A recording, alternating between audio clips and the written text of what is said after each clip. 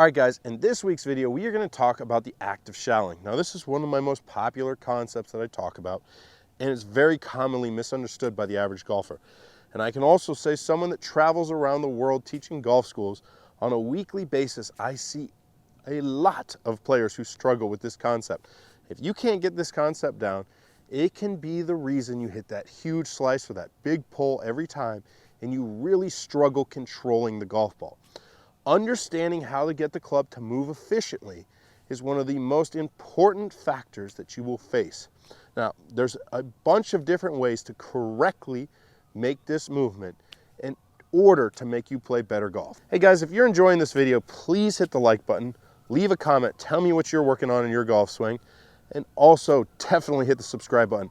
I appreciate all the support, and it's awesome to see this channel growing on a weekly basis. So what is the act of shallowing a golf club? So the act of shallowing is just what we've come up with to explain is the club's center of mass, which is somewhere in here, falling behind the hands in transition, right? The act of steepening would be the center of mass working in this direction. Now, understanding how we sequence everything up, both can be fine. What we're trying to find is a good plane into the downswing, right? Now, if we are a player who goes really flat in the backswing, we're going to want to see that steepen to get onto a good plane and have ourselves have a chance in order to hit the golf ball. Now, we can go up with a nice backswing and see it dropping behind us. That's the act of shallowing right there. If we can manage to mesh that with proper body rotation, we are going to find ourselves on plane line every single time, and that's going to allow us to work into the golf ball in a good position to put a solid strike every single time. Now, I get asked, what's the main reason for shallowing? There's several key factors that we're trying to accomplish when we get the club falling behind us. First, if we shallow the club well, we are going to be able to get a more passive release. Now, when I speak of passive release, I'm talking about a slower rate of closure of the club head through impact. We are going to be able to use our body as a key to rotation, okay? If we're turning, we can take a lot of arm movement out of play through the strike, and we can get a release pattern later. The third biggest key to why we would shallow a golf club is we are trying to create as much speed as possible.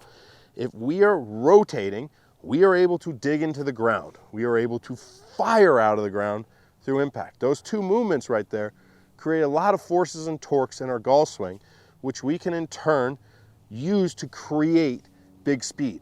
Most long drivers, most big players have some element of vertical forces coming out of the ground, and you are going to be able to accomplish that if the shaft is shallowing and you are sequencing everything properly through the strike. One of the biggest things we have to understand is how rotation and the act of shallowing match up to put us in position for the perfect strike.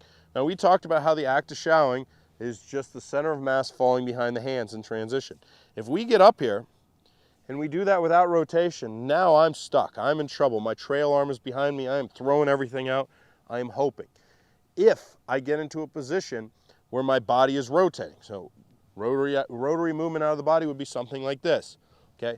If I combine that with the act of shallowing, now I'm going to get on that typical shaft plane coming down where my club gets into a good position here, and I can just launch up and around through the strike. You can see from the lead side how my lead side is pushing up and getting everything clearing out of the way, allowing me to have passive hands. So sequencing the body rotation with the actual movement behind me is something that's absolutely key to being able to play good golf. Now, if you're going and recording yourself, you can kind of see a simple little line here. When I set up and my arms hang down, my shaft is at a plane here. You can draw a line in an app all the way up, matching that line, and the goal is somewhere around club parallel in the downswing for that club to be tracing down that line into the strike. That's one of the key elements that you can use to see how well you shallow the shaft, see where you are. If you're on this side, then you know you need to get more shallowing. If you're underneath it, you're probably going to need more body rotation. So go ahead and check out your swing, see what it is. If you find yourself not on that perfect plane, come back and watch my Just the Drills video this Tuesday, where I'm going to lay out tons of drills to put you in position, get you on that plane line, and get your body working properly through the strike. Thanks again for watching, guys. Hope to see you Tuesday. Hey guys, if you like this video, please like and comment. I come out with new content every Saturday, Sunday, Tuesday, and Thursday. Thanks a lot, you guys.